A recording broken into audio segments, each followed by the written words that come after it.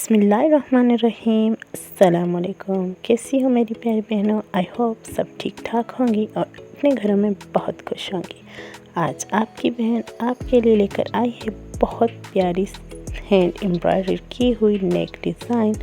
सिंध में बहुत ज़्यादा कढ़ाई होने वाले गज जो कि बहुत ही प्यारे और बहुत मेहनत से बनाए जाते हैं। डिफरेंट कलर पे डिफरेंट डिज़ाइन आपको नज़र आ रही होंगी। अगर आपको इनमें से कोई भी डिज़ाइन पसंद आ रही हो तो आप अपने सूट पे इस तरह से एम्ब्रॉयडरी करवा सकती हैं। अगर मेरी वीडियो आपको पसंद आ रही हो तो प्लीज़ मेरे वीडियो को लाइक, शेयर और सब्सक्राइब भी करना मत भूलिएगा। आपको इस तरह की और भी डिज़ाइन चाहिए तो आप कमेंट सेक्शन में भी बता सकती हैं। और इसके साथ ही अपनी बहन को दीजिए इजाज़त। मैं मिलूँगी आपसे अपनी नेक्स्ट वीडियो में। तब तक रखिए अपना बहुत सारा ख्याल। अल्लाह हाफ़िज़।